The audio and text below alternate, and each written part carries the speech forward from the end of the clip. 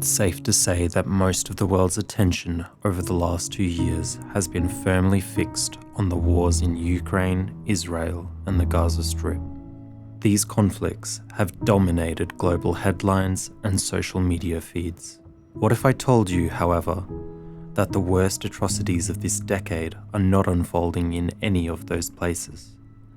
This is the story of Sudan, a place so violent right now that blood has been detected from satellite images in space. Let's explore how this all happened and why the conflict here is so important, not just locally, but globally. Sudan is a very large country. In fact, it's the third largest country in Africa, and for context, that makes it about 5 times larger than Germany. It's home to 50 million people. That's more people than the combined population of Israel and Ukraine.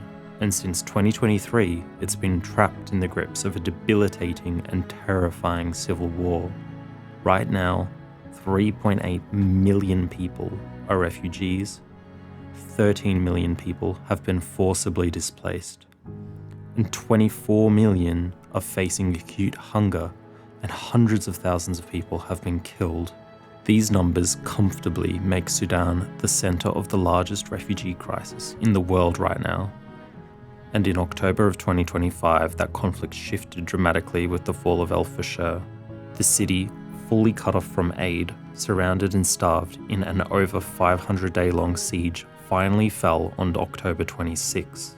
Tens of thousands of people were seen fleeing the city, and according to an article posted by The Guardian in December of 2025, up to 150,000 residents of Fasher are still missing, and British MPs have been briefed that, as a low estimate, at least 60,000 citizens have died in that city alone. So why is all this happening? Well, to understand Sudan's civil war today, we need to go back to the beginning of modern Sudan in 1956, when the country gained its independence from Anglo-Egyptian rule. Power was initially handed to an Arab-identifying minority group located along the Nile Valley. They took control quickly. Their primary focus was to consolidate authority over the southern and eastern regions, which were rich in natural resources, including vast quantities of oil and gold. In doing so, they refused to devolve revenue to these wealth-producing regions. This fueled deep resentment, and it entrenched poverty. At the same time, Parliament attempted to unify the country through the spread of Islam and Arabic language policy. This approach was deeply unpopular in the resource-rich South, which had until then been heavily shaped by British missionary education for decades. These political and cultural choices triggered growing unrest and eventually open conflict. This conflict eventually played a key role in the creation of South Sudan as a separate nation. In the 69 years since independence, Sudan has spent only around 12 of them outside of military rule. 35 coups have been attempted, and one of them, in 1989, brought Omar al-Bashir and the Muslim Brotherhood to power. Omar al-Bashir managed to stay in control of Sudan for a long time. To do so, al-Bashir relied not only on the Sudanese military, but also on local militias, the most notorious of which was called the Janjaweed. These forces were convicted of war crimes, genocide, and crimes against humanity for the atrocities they committed on the non-Arab population, primarily in the region of Darfur.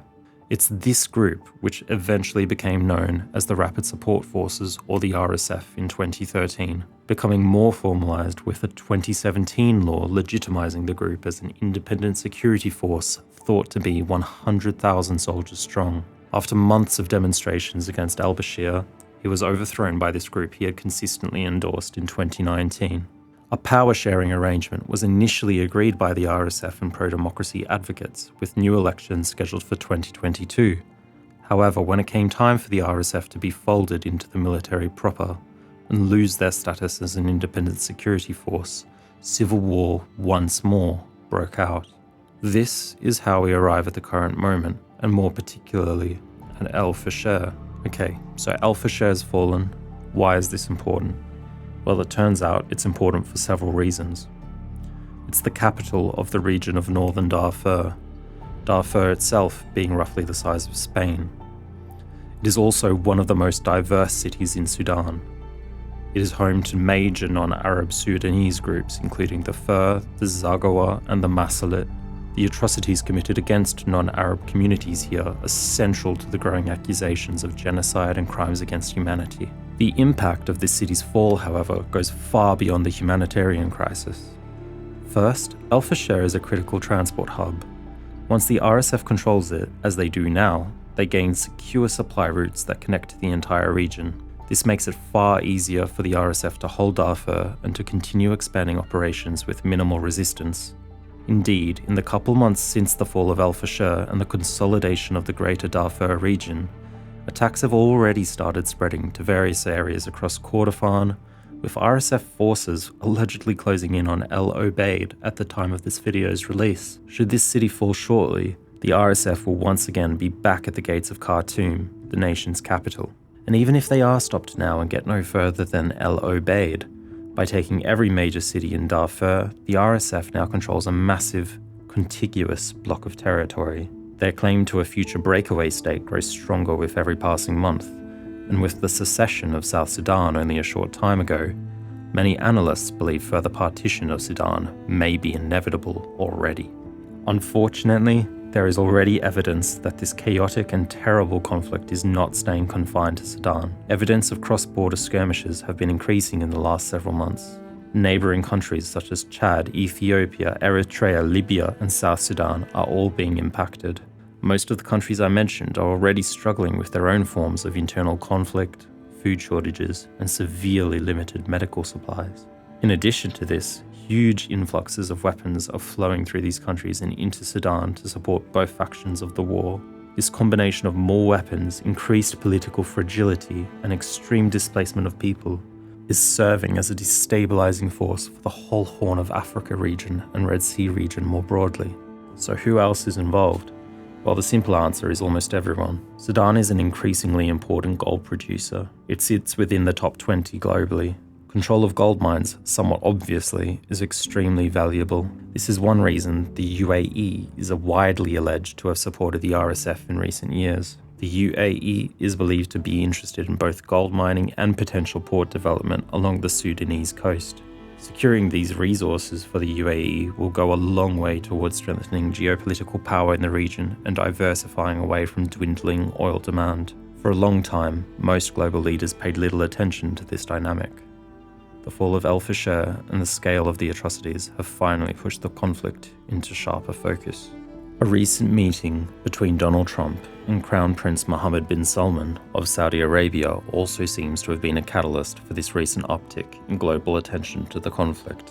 Following a breakdown in the relationship between Saudi Arabia and the UAE, the Saudi prince seems to have taken a more concerted interest in arresting the conflict in Sudan and attempting to jostle more directly with the UAE for control of the broader Red Sea region. This can be seen most clearly in the conflict that broke out in Yemen in December 2025 and January 2026, when UAE-backed separatists initially claimed huge amounts of land before Saudi forces directly intervened, leading to a swift retreat. This same situation is playing out behind the scenes in Sudan. The port of Sudan, which will only continue to become more of a focal point for the war, sits only 180 miles from the Saudi city of Jeddah. Recent drone strikes on the port highlight just how capable the RSF really is, and the war right now continues to track ever closer to the capital of Khartoum, and beyond that, the coast. All this conflict flies in direct contrast to the prince's ambitious plans to modernize and diversify the Saudi economy away from oil to other sectors such as tourism and technology. Sudan is also where the White Nile and Blue Nile meet to form the Nile River before crossing into Egypt. The Nile is Egypt's lifeline and has been for millennia, and as such, Egypt has a history of clashing with nations over disputes with the river, none more evident than current tensions between Egypt and Ethiopia. Any instability in Sudan that could affect the river, therefore, immediately becomes a national security concern for Cairo. As such, they've been heavily attributed with supporting the Sudanese Armed Forces. However, this is often publicly denied. Further to that, there's the Greater Nile oil pipeline, which South Sudan uses to export oil to buyers around the world, including China, Malaysia, Singapore, and even countries like Italy and Germany. This pipeline ends at the port of Sudan. That port is still under SAF control for now, but the fall of Fasher puts it at much higher risk. If the port or the pipeline were to be shut down, it could have large flow-on effects for oil prices around the world, and equally would single-handedly decimate South Sudan's economy overnight. 98% of that country's entire revenue comes from the sale of that oil, which is delivered to that port. If there were ever an incentive for a country to become further involved in regional conflict, that would be it. Finally, Sudan has enormous agricultural potential. If managed correctly, the country could supply massive quantities of wheat and other crops. That matters a lot, because prior to the war in Ukraine was the 7th largest wheat producer in the world, exporting about 10% of global supply. The war in Ukraine continues to disrupt global grain supplies, inflating prices worldwide. Sudan has a perfect agricultural environment for this, and could have acted as a foil for this loss.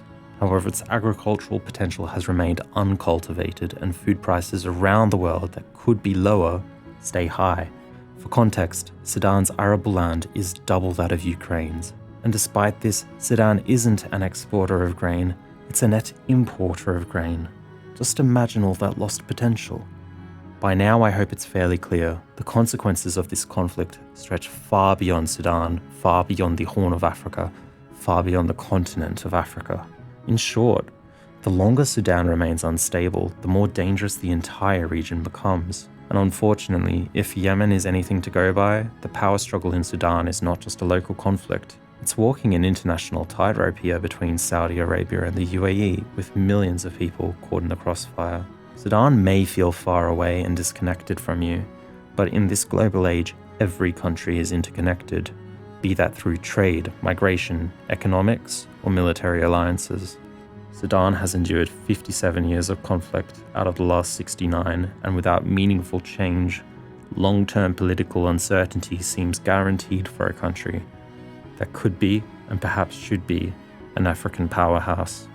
Thank you for watching High Orbit. This is my first video, and I really hope you enjoyed it. Please like, subscribe, and I'll see you soon with another video. Goodbye.